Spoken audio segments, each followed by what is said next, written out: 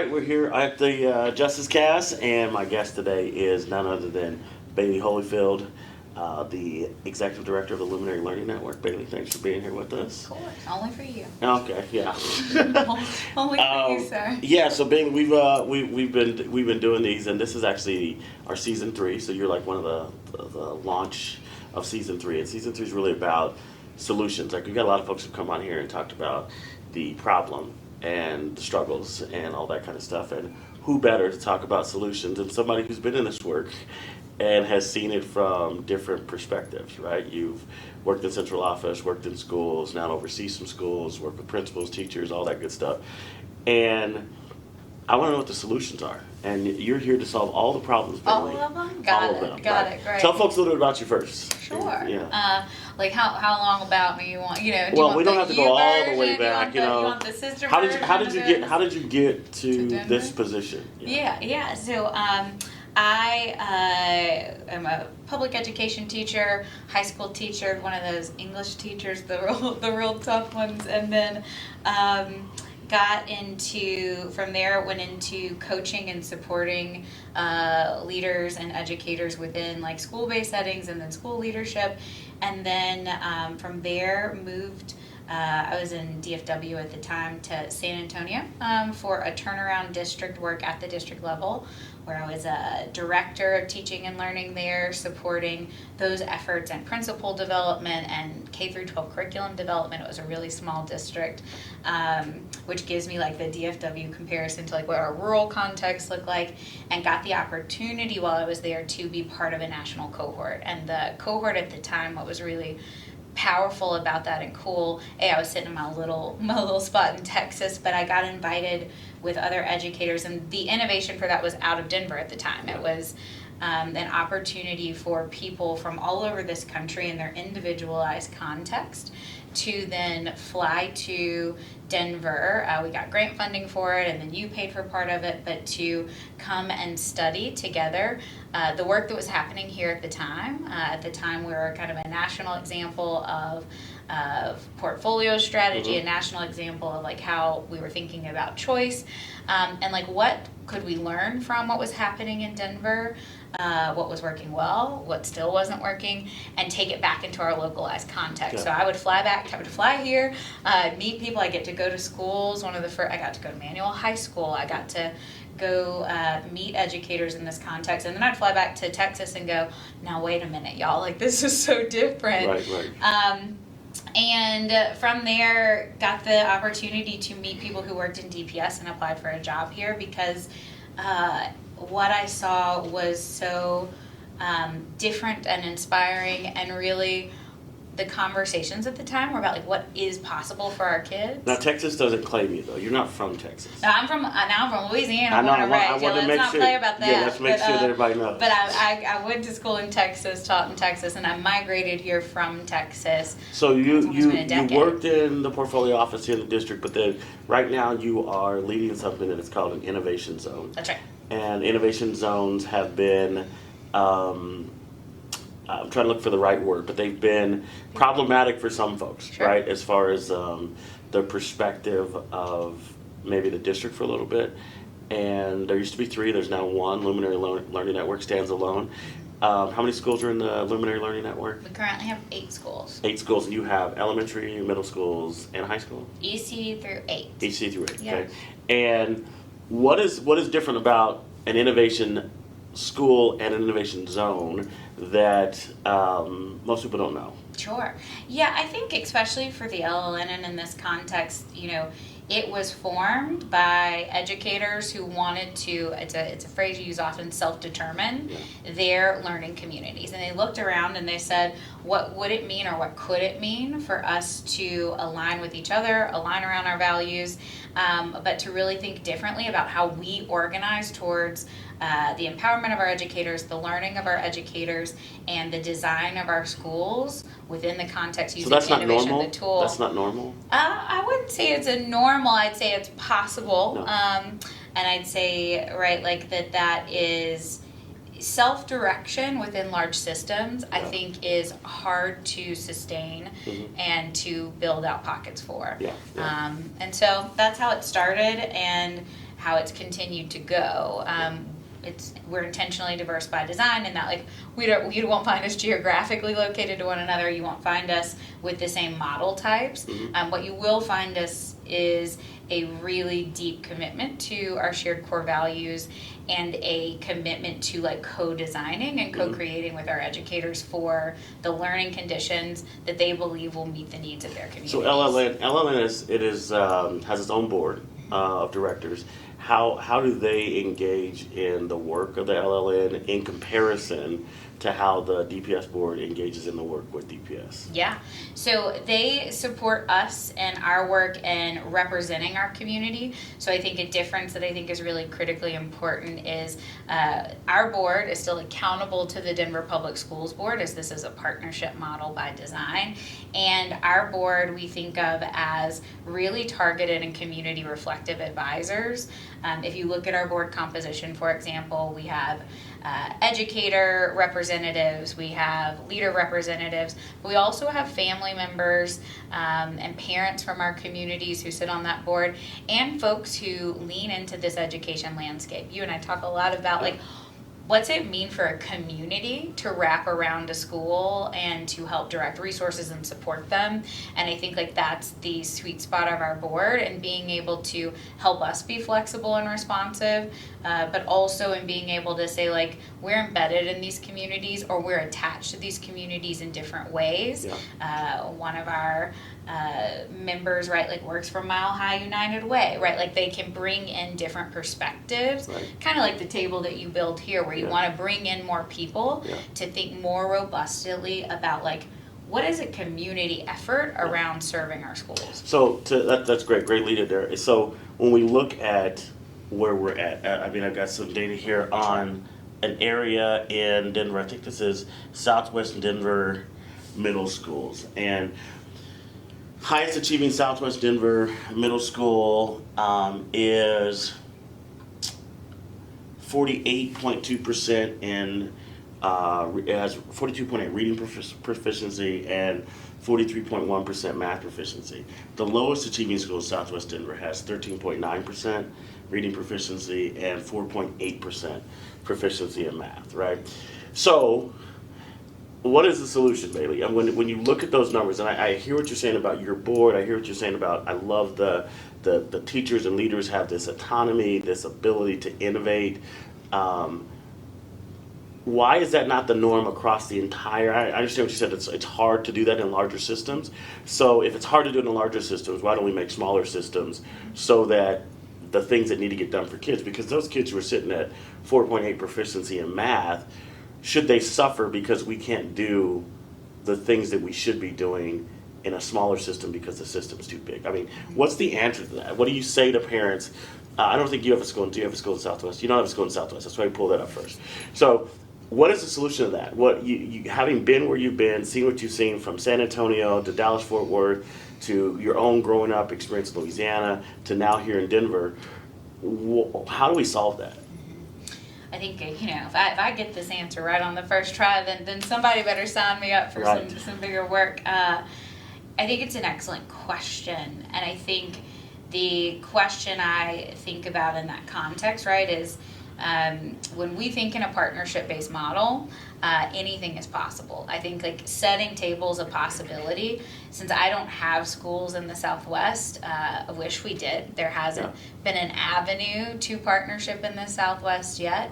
But for us, right, like what really works and has seemed to work for a long time is the commitment to, right, like building something in which we are deeply focusing on collaboration no matter the environment we're in, right? And so I'd say in that, there's no threat to a larger system to empower community, to empower educator voice, and to co-design or design differently within that bigger system.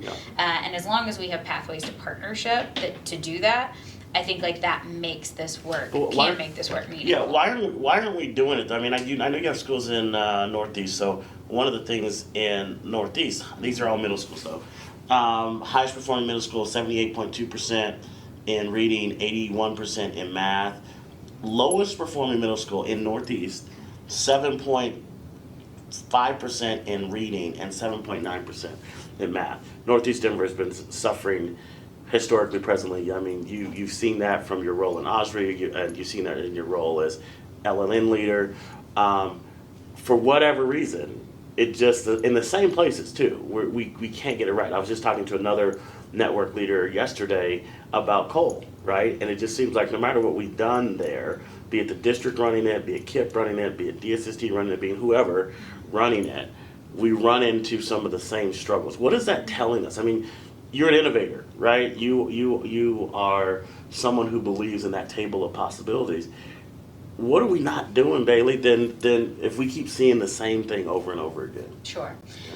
I think like we have failed as an ecosystem at really robust community partnered, right? Like you'll hear that across whoever's been in the seat, whatever we've done, to really think about. And I had a conversation with a mom earlier this week, and I said, oh yeah, I'm gonna go on this, and she said, don't talk about me as a number, right? Like, you know, she's one of our Black mothers who is in one of those communities that has inconsistent performance, and has had inconsistent experience as that neighborhood has changed, as that experience for them has been about being fed, right? Like being housed in addition to being well. And that's not an excuse, it's an understanding of the ways in which we have a responsibility as an ecosystem here in Denver, I think, to name, hey, this is what Faith Bridge is very good at, right? Like you can't beat, nobody can see the cameras behind it, right?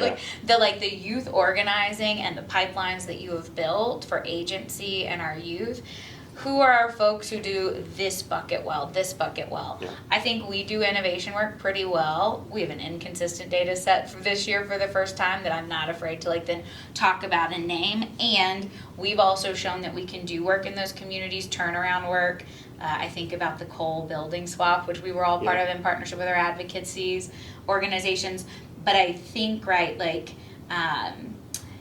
whether we call it power, ego, influence, right? There's something that always gets us to this precipice, right?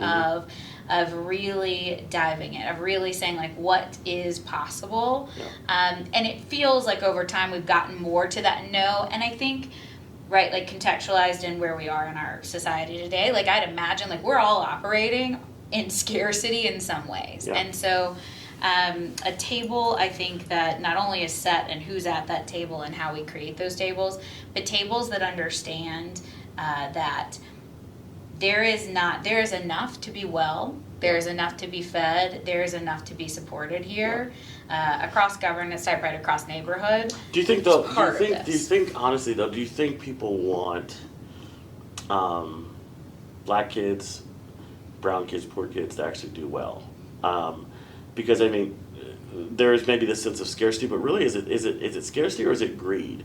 Is it that there are people who are at the top of the system who want to continue to be more and more a billionaire, and they don't really care about the folks who are not having their basic needs met. They don't really care about. I mean, I had one person say to me, "Hey, with the percentages of Black kids in Denver public schools, we could fail them and still be a great district." I mean, someone really said that. A system person. I remember when they said that too. That we could fail Black kids and still be a great district. So to me, it's like, well, if the mindset and the belief is like, if we don't do right by them in Northeast Denver, we don't do right by them in Southwest, as long as we do right by the kids that we've always done right by, we're going to look like a stellar district. Sure. How do you confront that? How are you confronting that in the LLN? I mean, like you said, you guys had some data that came out. I know that there's some data at Ashley where you guys are working on getting those proficiencies up with students there.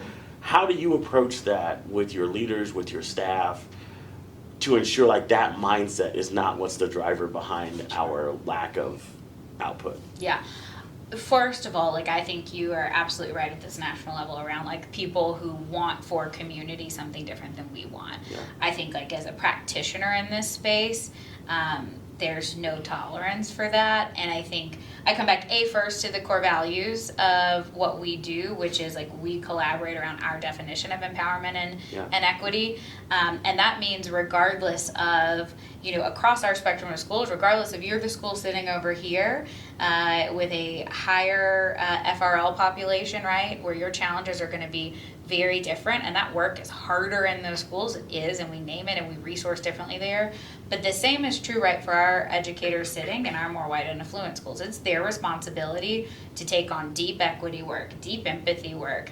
Are we allowed to say equity still? I don't know if we're. I'm allowed to say. Are we going to get censored? I'm allowed to say whatever I want. It reflects my commitment to all of our children in differentiated ways where we know that we have historically failed them. Yeah. And so I think, like, in that context, right, but I think what we often see, right, at a big system level is, like, let's take all the red schools out and, like, let's limit their flexibilities. Let's limit the voices of their community. Let's limit their agency, and let's put them on a very narrow, predefined path to getting better. And I think that's when we get that tension of families saying, an Ashley family saying, excuse me, friends, like, we doubled in size. We're the only school that doubled in size, welcoming new to country students. Then we plummeted. Then we were put into an enrollment zone where we lost 80 kids, all while we were onboarding a new leader. My expectation is that we make sure those kids are well, and then we also make sure that those kids are reading, right? Like, we can't then also run schools where kids can't read. You and I both believe in proficiency and growth. But the grace and space to do both of those things, and I think in more traditional models, that school would then be separated out, for example, from working with a Swaggart down the road where their equity work has looked like increasing their student of color population by 40% in the last couple of years. The work that we've done there to say, like, this is a pillar of how we talk to our community, and then, like, what is the partnership between these two schools? Where in, I think, a more traditional model, what we'd say is, like, oh, Ashley, you go over here to these special sessions, right? Almost like the way we track kids. You go over here to this different class instead of saying, no, all of this brilliance belongs in the same room.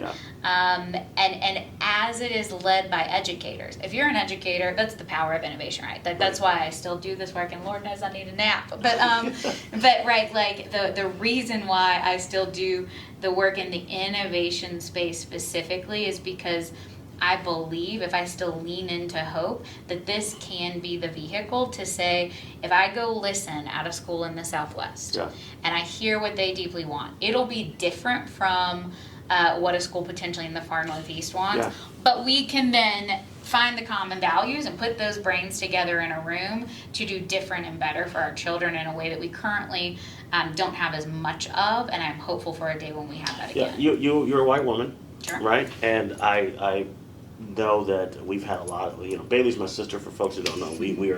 We have these conversations all the time. But you're a white woman in this space, and I constantly hear white women talk about kids need teachers that look like them and leaders that look like them, but the white women keep taking the positions, right? And the white women are in leading spaces, and you don't mean no shade on that, because you're brilliant, you've done the work. But when do we see from our sisters and our brothers who, like, say, if you believe that, then what are the actionable steps you're doing that to get out of the way of leaders of color who are equally qualified, who may not have had the same opportunities, the same supports, right? And not to say it's been easy for you, because I know some personal stories for you as a woman, that there's a lot of frickin', can I say frickin' on my podcast? I think I can. There's a lot of frickin' narcissistic, male chauvinistic people who you've encountered along the way that I don't have to name them, but I just know this is the brother talking to me, like, who've made it also hard for you, because you show up as a woman and they're like, you don't belong there, right? But how are we creating spaces for those two things, that we're dealing with the racial undertones, that we can, in one voice we say, hey, we need black and brown teachers, we need black and brown leaders, but there's no opportunity for them. Or when they do get the opportunity, they don't get the same grace, they don't get the same support. And then as a woman who's working in spaces where you have to deal with those jerks, how do you navigate all that? And to your point, how does that not make you want to tap out and take a nap? Well, don't ask that question on TV. No, Yeah. but I think, right, like, two things I wanted, like, I sit in front of an incredible space of privilege. As difficult as things may have been for me at moments and times, right, they have never been as difficult as they have been for my peers, especially my leaders of color in this space, women of color leading in this space. And one thing I'm really proud of is that, like, this ecosystem over time has shifted to reflect leaders in other spaces who are women of color, especially in the autonomous school sector, which I think is really critically important to name, like that movement towards something that looks visibly different in alignment with the words. Do you think there's, to that movement though, do you think there was some point where, like, the white boys got out the way, handed it off to a person of color because they knew this thing was going to spiral down? I can't speculate on who gets out when, but what I can speculate on, and again from my lived experiences, and you and I talk about this all the time, like coming to the mat, I have to think about the ways, like, both within my struggles, but mostly within my privilege, that I then center or use my positional authority and privilege to think deeply about that question. So I think about the ways in which, when Alex was having his experience with his zone, right, like, I put my body next to him in spaces like at the state board to show my support and the support of this organization. During your experience, I was co-signing letters, right, and going to places, and I think, so, like, I own that, like, as the number one benefiter, if we're being real honest, of DEI initiatives across this country, if we're allowed to talk about DEI, right? Like, or white women. We're canceled right now. Sure. I got y'all canceled. Sorry, are white women. As someone then who is deeply grateful to be in the position I am, understands the combination of privilege that has allowed me to operate in ways that my fellow operators have not been able to operate. It is my responsibility that when I get calls like this, right, when I get calls to show up to the mat for them, and during the conversations we've had, to say, hey, I hear you saying this thing, do you need me to go talk to white people about white people stuff? And I will, right? Because I think, like, those both things are true. But I think what we also see that cuts across this, right, when we think about, like, what's the cut through, what we see over and over again, especially in this umbrella of scarcity, is really, like, what happens when we all turn inward and we hold on to power as, like, the thing, or ego as the thing, because we feel like there is not enough. And the truth is, there's more than enough here, and there's more than enough power. The people who talk to me and advise me are people who look like my communities, and some of my communities look like me. Again, that's the intentionality of our diversity. But I don't spend my time in spaces you don't see me rubbing. If I dust something off and rub elbows, it's a once a month thing, because my time is meant to be spent in service with my body, my actions, my words, my privilege, all of those things, in my communities that I serve. We both believe in this abundance. I don't believe in scarcity. I believe that our problem is greed. I think that if people are more generous with everything that we have, we can, to your point, come to this table of possibilities and solve things. To kind of flip that, in Northwest Denver, there's a school that's right near where we're filming. It's got nearly 95% of the kids are proficient in reading and math, right? I mean, they're knocking it out of the park, right, for those kids, right? Then there's a lower performing school. There's about an 87% gap between that higher performing school and this lower performing school. When will we be in a day where that high performing school is equally, to your point, concerned about the state of things at the other school, and is saying, hey, let's go help, right? There's some people who say that choice creates competition, and we can argue that point. I think choice is a justice thing. I will lean there, and we'll die on that hill.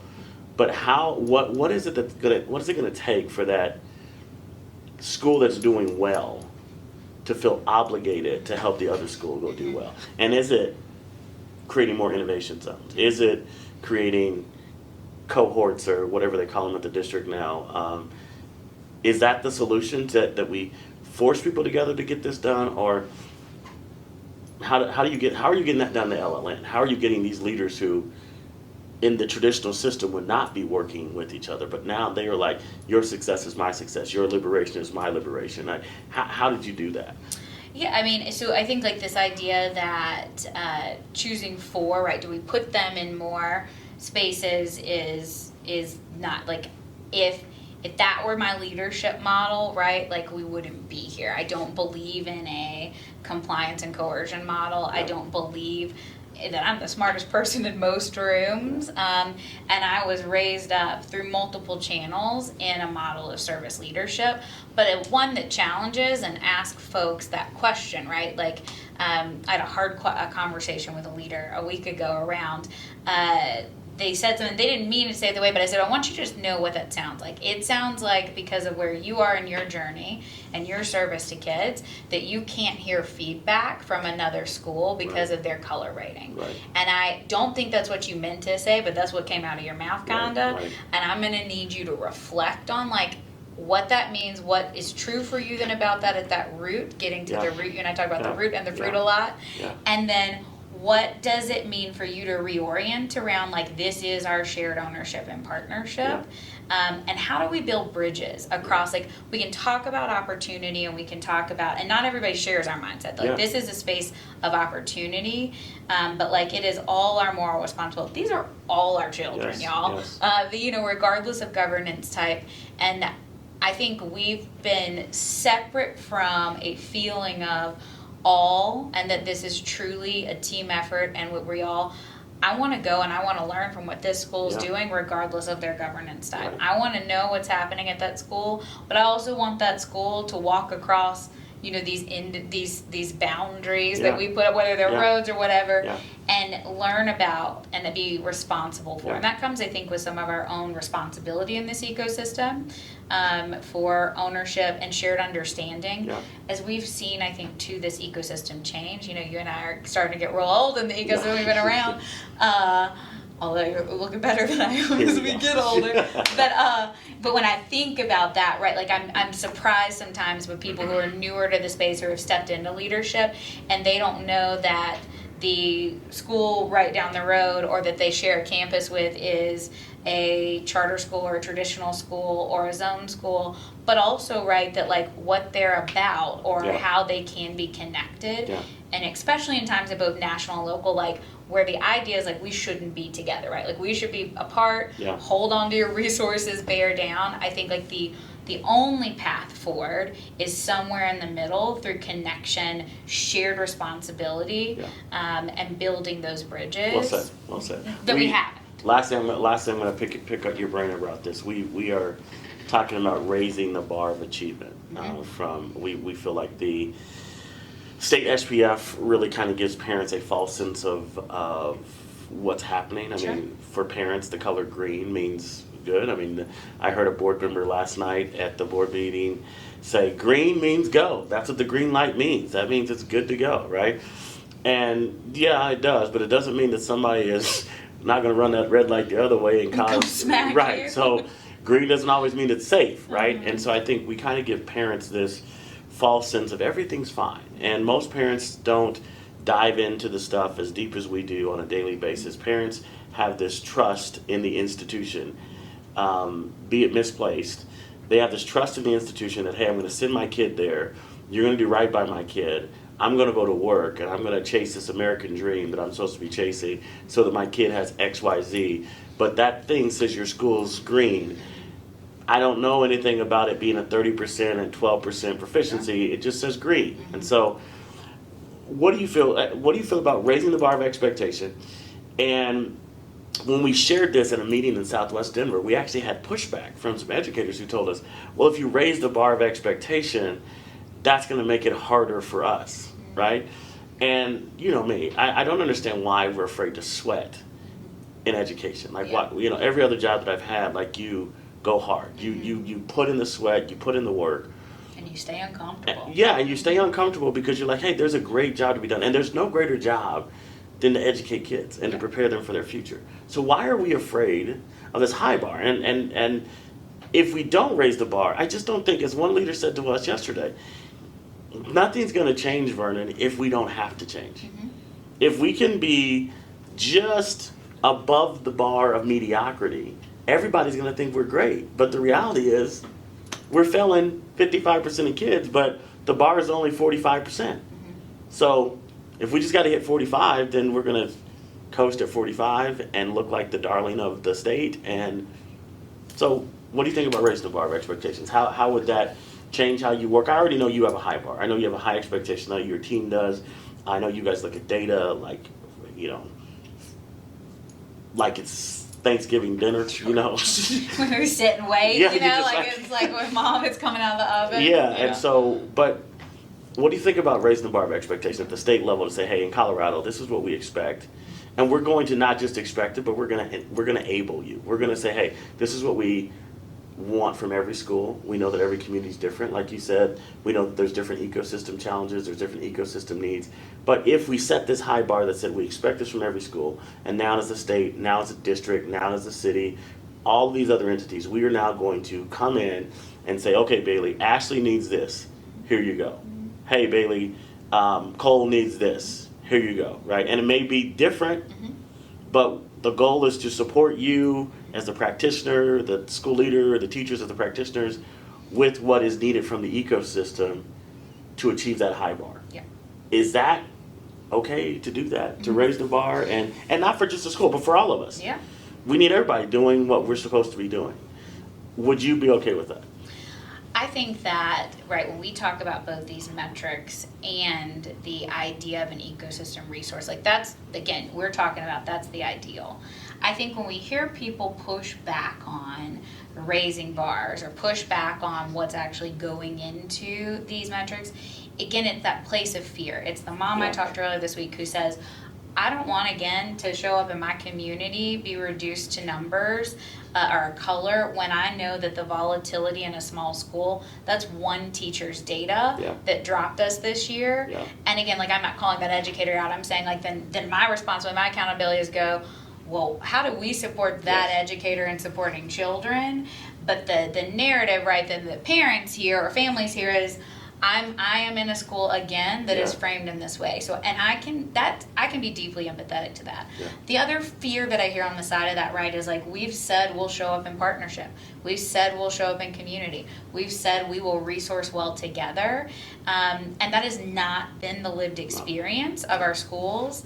And like we have to solve for those things as we then also demand, absolutely, an understanding that like. In Colorado, we don't have adequate yearly progress. We only have an MGP, and that's an incomplete way to look at growth if we're going to use growth as our North Star. Yeah. In our schools, where across Colorado, we're still not serving kids across the state, that disproportionately in Denver, if you're a white student, you're going to be better served in your academic growth and trajectory and proficiency than a student of color. And so I think all of those things, right, if we try and parse them out, we get to only a piece of the puzzle. And so I think when we hear fear about accountability or fear of expectations, it's either ego at play or it is a fear that like when we say these resources will show up, or they won't, and or it's a fear from families who go, but I love this. This is my neighborhood school. Cole is my neighborhood school. Right. And I've been here through tragedy and triumph. I've been here when they were one of the highest growing schools in the pandemic. Yeah. And now I'm here in a moment where we're struggling with a couple of things that need to shift and will shift, but there are not community resources going into Cole in the way that this vision or dream accounts for yet. And I deeply believe in the power of yet. That's what I was going to say was, Bailey, do you believe? And as long as you believe. I believe. I believe. I believe.